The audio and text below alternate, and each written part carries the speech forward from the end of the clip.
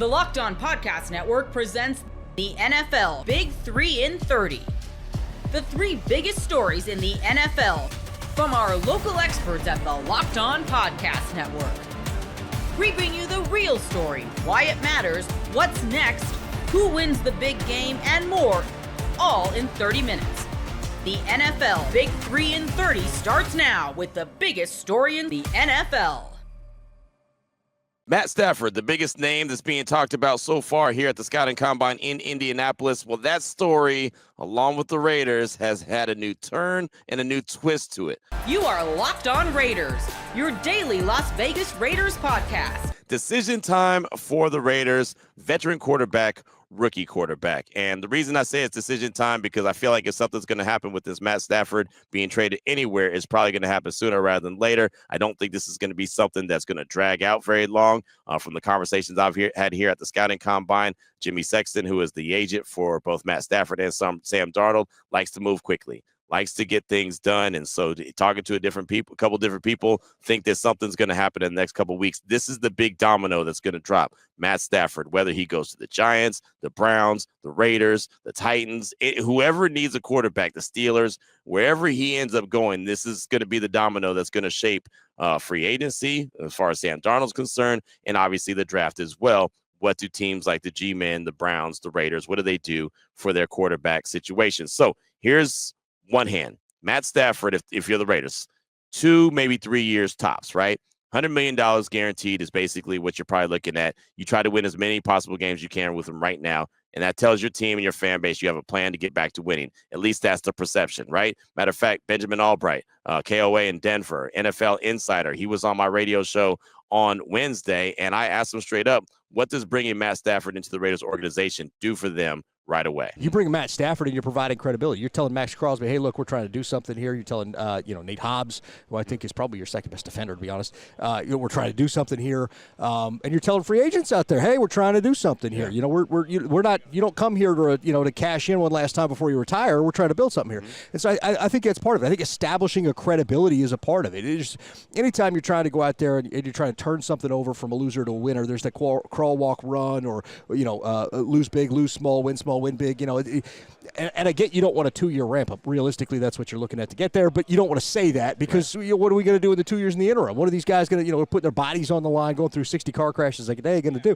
So you want to establish that, hey, we're credible. We're actually trying to win, even if we're not considered a favorite for the Super Bowl. And oh, by the way, we're the toughest division in football. You got the Kansas City Chiefs in here. You got the Chargers, who all of a sudden have credibility with Harbaugh. You got the Broncos, who just made the playoffs, and now you bring in Pete Carroll. This is a tough division. Okay, so that's what he had to say about what it does, right? It brings them credibility. It gives them, and it sends a message to the team that they're serious about winning. Something that Pete Carroll's told us, right? And you heard it on the show here yesterday, that he doesn't want a 2-year, 3-year window to try to ramp this team up. He wants to win right now. Matt Stafford can do that. He can help provide that. Say he stays healthy. Maybe you do go and draft a Ashton Genty at number 6, and all of a sudden you have, a really good quarterback. You have a really good running back, and now you're starting to put the pieces together.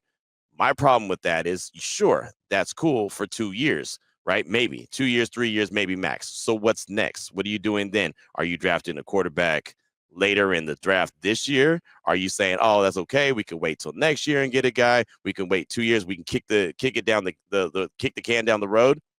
To me, that's a dangerous slope. And this is what I tried to explain to Vinny, and I don't think that he understood it when he helped co-host my radio show. It's like, look, man, the Raiders had a rotating door at the quarterback position for the longest time. I rattled off all the quarterbacks between Rich Gannon and Derek Carr. Not saying Derek Carr is a Hall of Famer. Not saying he's a Super Bowl champ or ever going to take a team to the Super Bowl, but he stabilized that position. At least you knew what you were going to get from the quarterback position with the Raiders. And the big mistake that Dave Ziegler and company made when they sat Derek Carr down and eventually moved on from him, in my opinion, was not having the plan, not knowing what they were going to do with the quarterback position, not having something that was set in stone.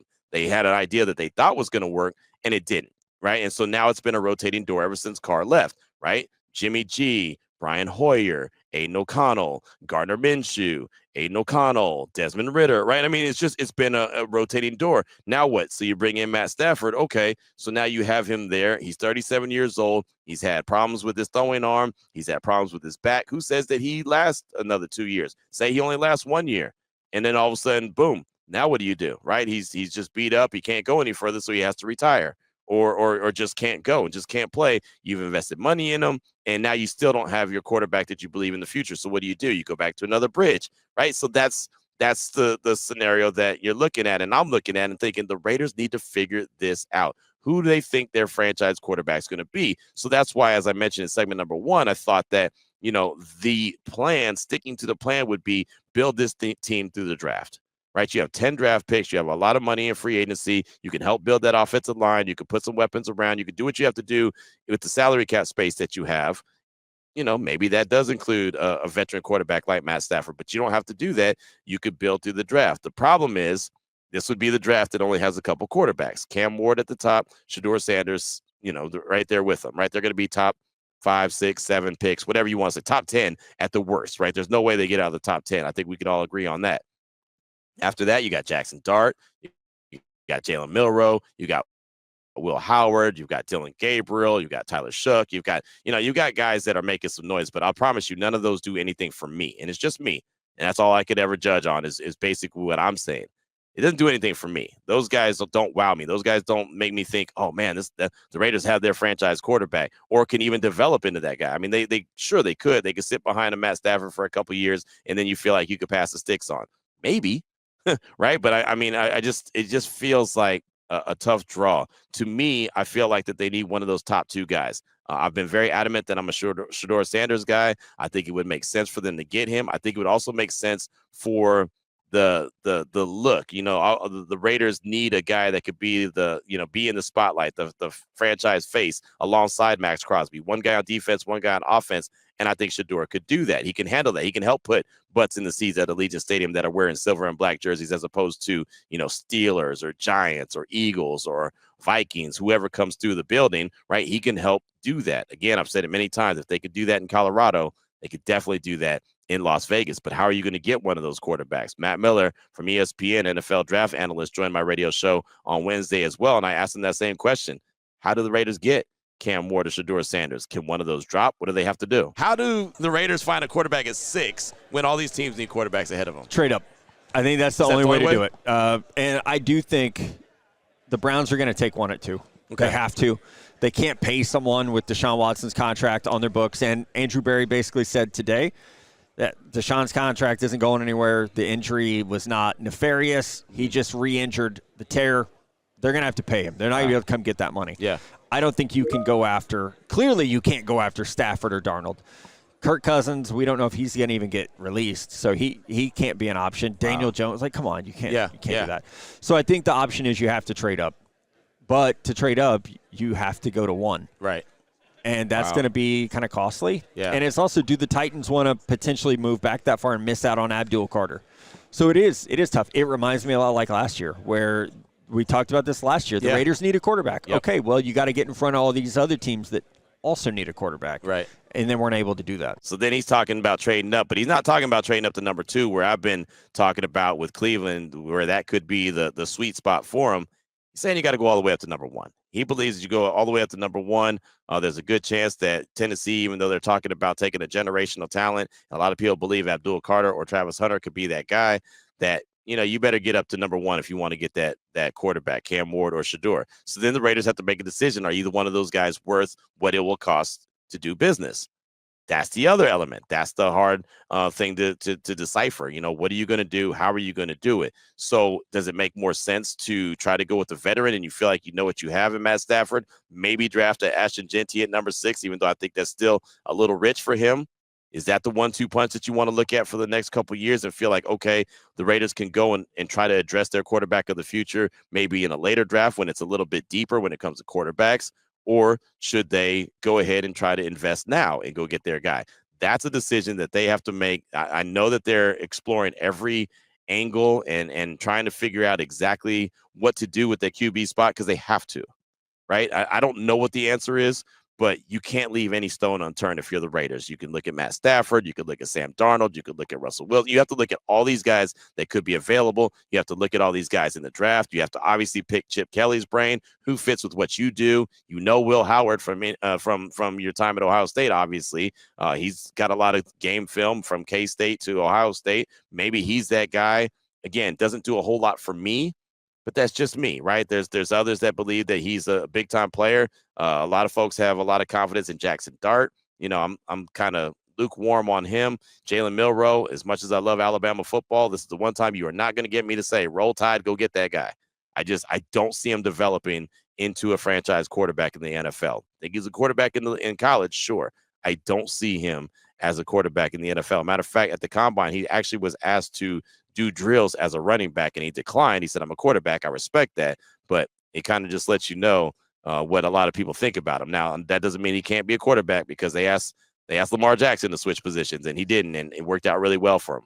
He ain't Lamar Jackson, in my opinion. So that's what the Raiders' decisions are. Do they go in the Matt Stafford direction, right? Is there any kind of repercussions for this potential tampering, right? I mean, are they almost in a position where they better make a trade with the Rams, or maybe the Rams will turn them in for tampering, right? I mean, I think that's another element, a little asterisk that you have to add to this story. I think there's something there, right? I definitely do.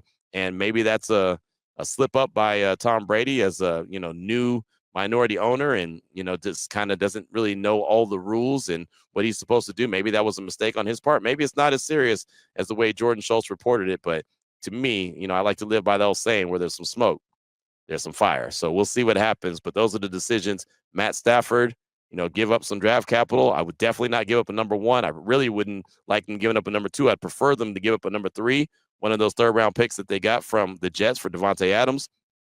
Maybe you have to give up 2026's third-round pick as well. Fine, so be it. Do what you got to do if that's how you feel like the direction that you want to go, the draft capital you need to give up for them.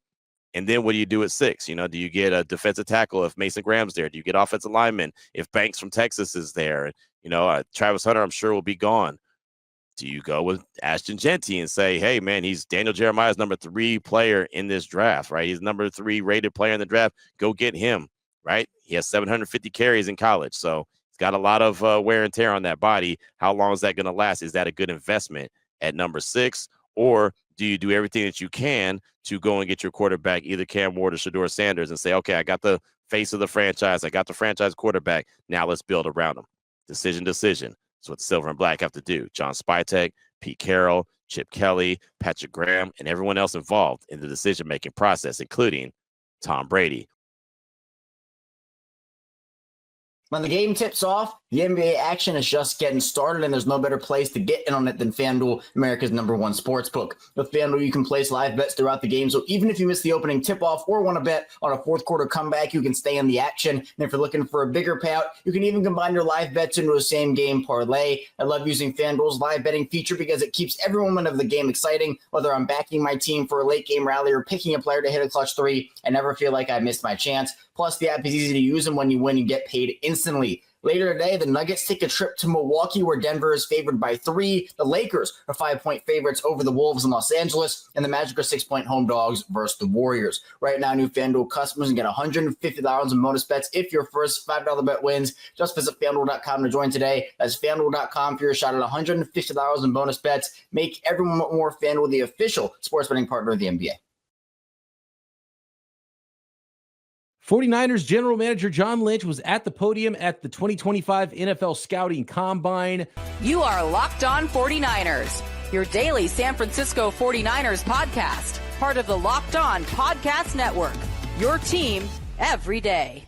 All right, Croc, John Lynch spilling some beans, keeping some beans in the jar as well, not trying to let everybody know everything that's going on with the San Francisco 49ers, and had some interesting quotes, and I think even told us a little bit more between the lines as it pertains to some of the players. To be honest with you, maybe the Deebo and Ayuk stuff in particular, the most interesting, because I thought it would have been a much shorter and a much different answer when he was asked about if teams have been calling about Brandon Ayuk. We got to start with the most important position on the football field for any football team. That is quarterback, Brock Purdy. And it probably comes as no shock that negotiations have started between the 49ers and Brock Purdy. And I'm going to go to the transcript here for some of the quotes, because I don't want to get it wrong. I think the most interesting phrase, Croc, from John Lynch's answer about how Brock Purdy negotiations are going. He said, we have started negotiations. We're talking. I won't go into negotiations, like always, is our stance. I want Brock to be our quarterback as long as we're here and beyond, and we'll leave it at that. I think the final thing, there are no guarantees that we get something done, but in my experience has been when both sides are motivated, there's ample opportunity to do so, and we've been able to do that. No guarantee. Yeah. Like, okay, so here's my thing. I always go back to this because we've heard them, the contracts, and we still no guarantees.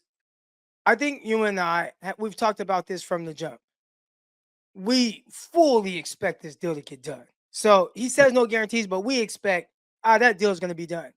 I will say his tone on that, similar kind of to the Ayuk situation, and a couple other ones, not similar to Nick Bosa. Like when it came to Nick Bosa, it was he ain't going nowhere. Deal's going to get done, like no doubt about it. Don't But it's bother like calling these about other trades. guys, Yeah. and Ayuk, he was almost gone. So he kind of came across no guarantees. We'll see. He's a guy. We want him to be a 49er long term. And eventually they got it done, but they were minutes away from trading him away. So that window for trading him, it was truly there. And they gave him permission to be traded. With Brock Purdy, I don't foresee that happening. But for him to say there's no guarantees on your quarterback, is he saying that there's no guarantees to get it done right now before he plays the fourth year? Or is he just saying in general, like, we want to get it done, but we'll see. Like, what's your read on that? I think he just knows how these things go. Like, this is telling me this is a summertime thing. This isn't a spring thing. This isn't a March contract that's going to get done. They're not going to get this done before free agency. This is going to be a tough contract. There's going to be an insane amount of money involved here, much more than the 49ers have ever divvied up. And those kind of contracts, you start adding pages and pages and pages and pages, and there's fine print, and there's language, and there's bonus structure. And I think even if you knew exactly what the final number was, I think it's still hard to hammer out all the details of how a contract like this is going to look. And maybe there's you just kind of have to haggle over every bit of the structure here. So if these other contracts were that difficult, this could be twice as difficult, really, and they might be even further apart in some aspects of how much they want to throw out there, how much they want to spend on Brock Purdy, how much he wants, what the agent wants, what they want for structure, years, length, guarantees. There's a lot that goes into this. No guarantees that we get something done is very interesting. I think that we expect something to get done, and he does say that there's ample opportunity to do so, and we've been able to do that, but sometimes that's late August, right? Sometimes that's like you're bearing down on September 1st and a contract isn't done yet. You hope this isn't one of those because it's more difficult with the quarterback to get ready for the season if your quarterback's not practicing than if like one defensive player or maybe one of the wide receivers isn't practicing or even one offensive lineman. If the quarterback is not practicing at training camp, that's a problem. So buckle up. I mean, that's the way I read this from John Lynch is buckle up. And if Purdy's people have a number that the Niners aren't comfortable with, this is going to take a while.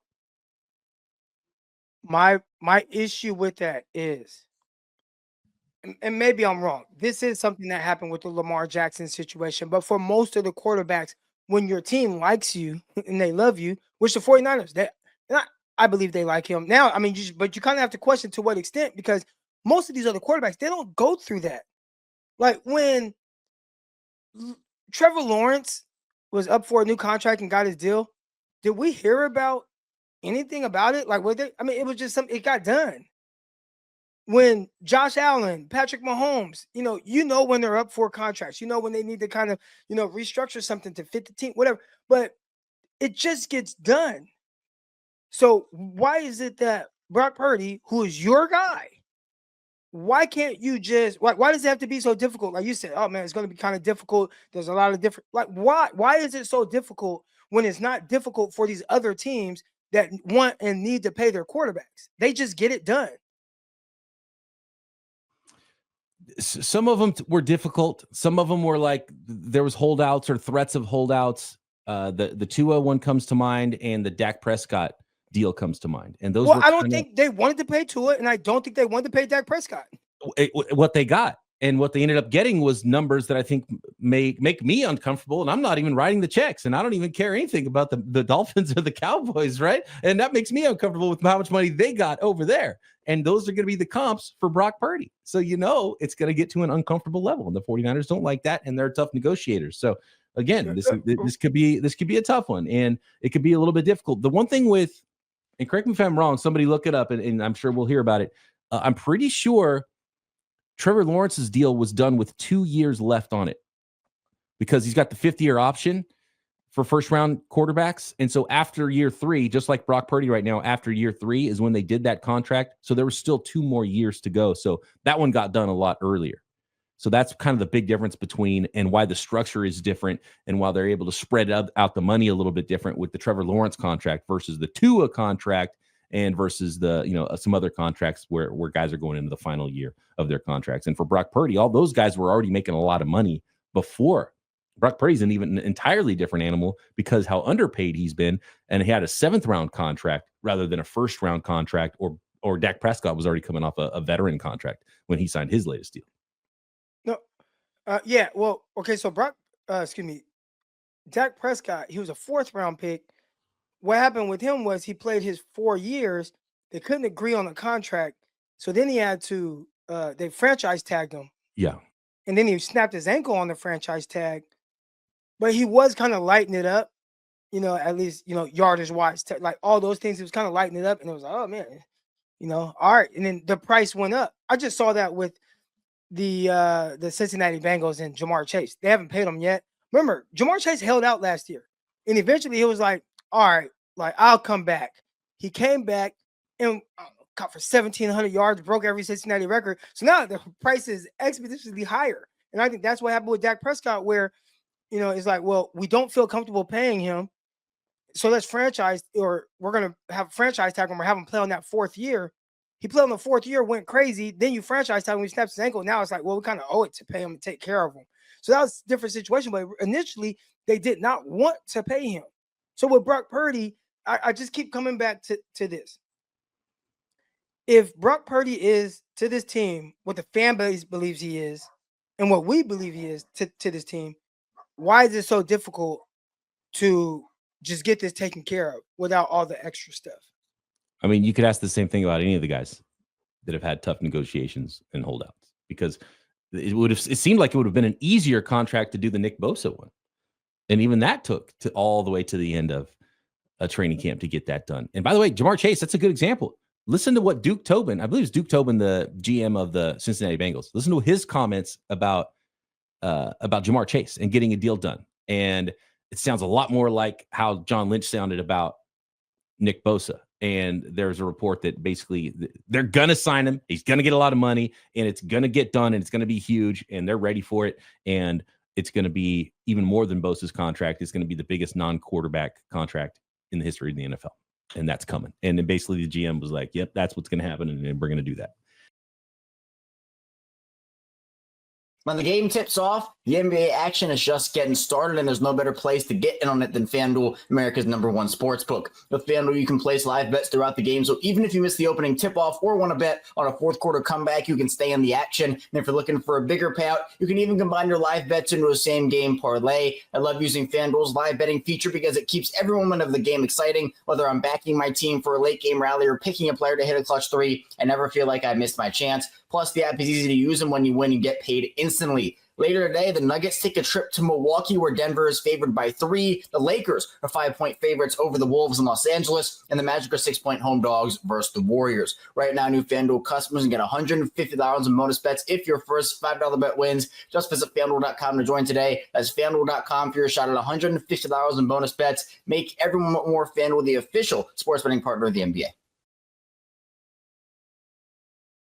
You are Locked On Jets, your daily New York Jets podcast. Our next question: do you think Woody Johnson getting an F will actually change anything about his ownership?